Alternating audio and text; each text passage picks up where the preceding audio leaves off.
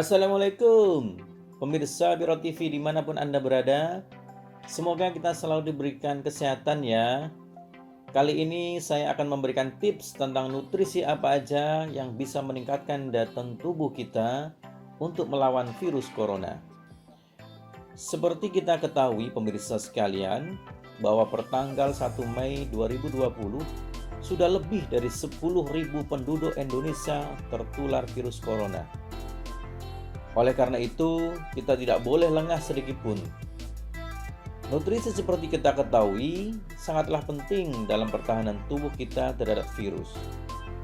Virus sendiri pemirsa bisa ditularkan melalui transmisi hewan ke manusia ataupun manusia ke manusia.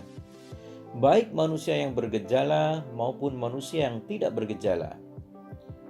Salah satu faktor yang mempengaruhi kerentanan terhadap infeksi virus adalah daya tahan tubuh, di mana nutrisi mempunyai peran yang sangat penting terhadap daya tahan tubuh.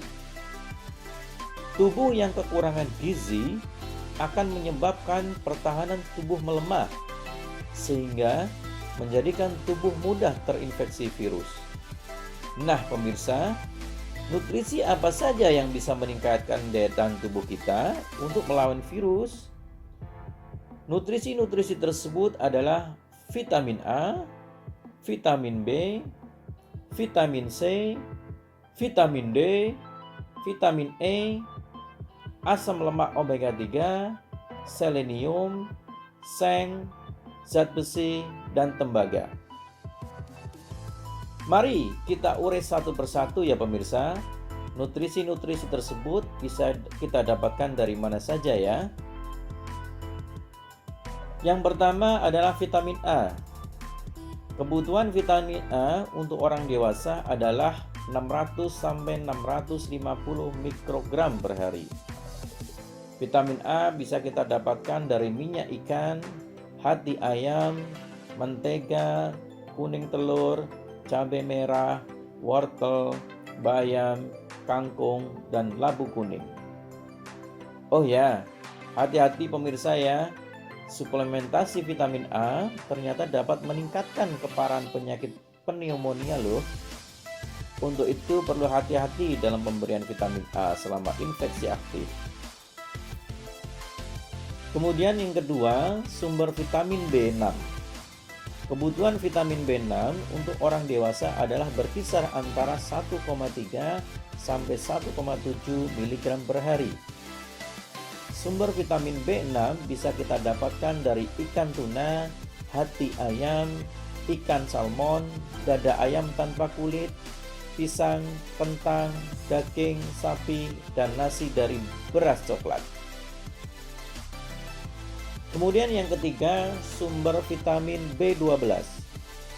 Kebutuhan vitamin B12 untuk orang dewasa adalah 4 mikrogram per hari, di mana sumber vitamin B12 ini banyak kita dapatkan dari sumber makanan hewani yang antara lain yaitu ikan, nori, kerang, hati ayam, ikan makarel atau ikan kembung, ikan salmon, daging sapi, ikan tuna, kuning telur, susu sapi, serta tempe.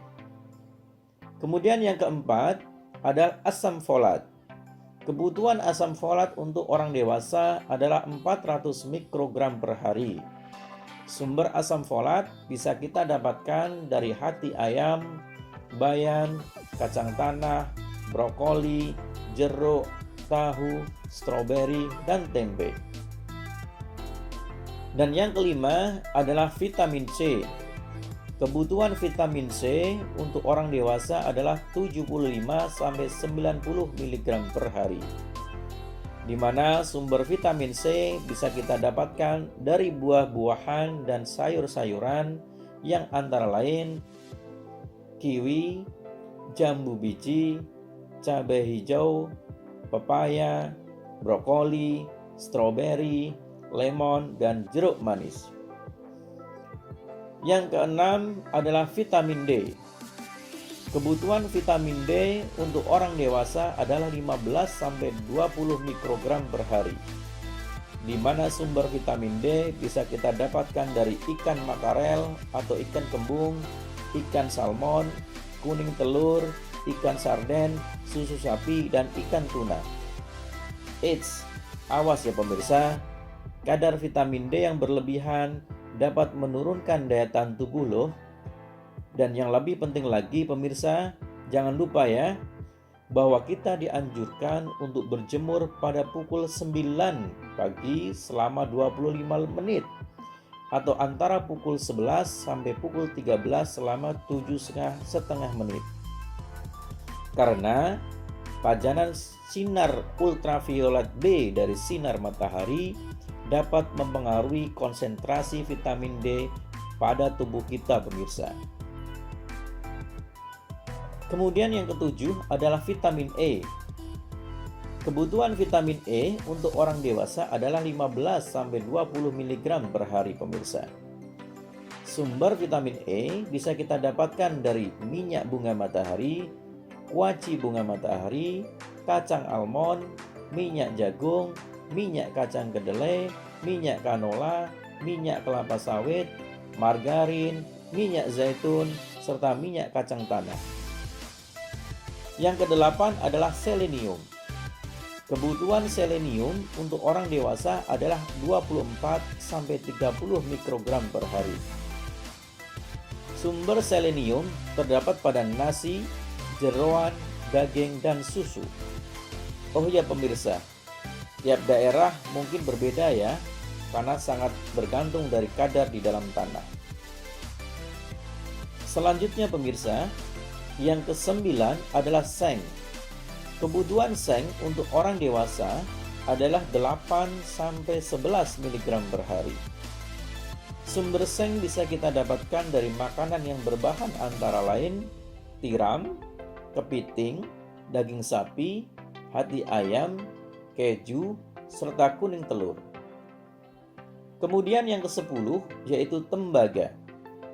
Kebutuhan tembaga untuk orang dewasa adalah 0,9 mg per hari, di mana makanan sumber tembaga bisa kita peroleh dari tiram, coklat, lobster, kacang, biji-bijian, serta hati ayam.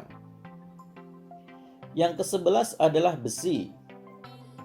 Kebutuhan zat besi untuk orang dewasa berbeda untuk laki-laki dan perempuan, di mana untuk laki-laki adalah 9 mg per hari dan perempuan berkisar 8-18 mg per hari. Sumber zat besi bisa kita dapatkan dari hati ayam, kerang, tiram, bayam, tempe, kangkung, tahu, dan daging sapi. Oh iya pemirsa, menurut para ilmuwan, zat besi juga dibutuhkan untuk pertumbuhan mikroorganisme loh. Jadi, jangan berlebihan kalau kita mengkonsumsi zat besi ya. Karena kondisi kelebihan zat besi dapat meningkatkan resiko dan keparahan infeksi, ya pemirsa. Kemudian yang ke-12 atau yang terakhir adalah asam lemak omega 3 atau EPA dan DHA. Sumber EPA dan DHA bisa kita dapatkan dari makanan yang bersumber dari laut, di mana kandungan EPA dan DHA paling tinggi terdapat pada minyak ikan, yaitu ikan makarel atau ikan kembung, ikan sarden, ikan salmon, dan tiram. Nah, tolong dicatat ya pemirsa, bahwa konsumsi EPA dan DHA yang berlebihan dapat menurunkan daya tahan tubuh juga loh. Oleh karena itu pemirsa, marilah kita bersama-sama mengkonsumsi makanan dengan gizi yang seimbang ya. Makanan dengan gizi yang seimbang yang bagaimana ya? Yaitu susunan pangan sehari-hari yang mengandung zat gizi dalam jenis dan jumlah yang sesuai dengan kebutuhan tubuh. Tentunya dengan memperhatikan prinsip keanekaragaman pangan, aktivitas fisik, perilaku hidup bersih, dan mempertahankan berat badan normal pemirsa, dengan tujuan untuk mencegah masalah gizi. Oh ya pemirsa, jangan lupa ya, makanan harus dimasak matang ya, terutama bahan makanan yang berasal dari ikan, amfibi, burung, dan mamalia, karena bisa menjadi pembawa virus corona. Kemudian, jangan lupa juga loh, cuci tangan sebelum dan sehabis makan dengan air mengalir dan sabun atau dengan hand scrub berbahan alkohol. Serta jangan lupa juga alat makan harus dicuci bersih dengan menggunakan deterjen tentunya. Oke pemirsa, demikian. Semoga bermanfaat. Sampai jumpa ya. Wassalamualaikum.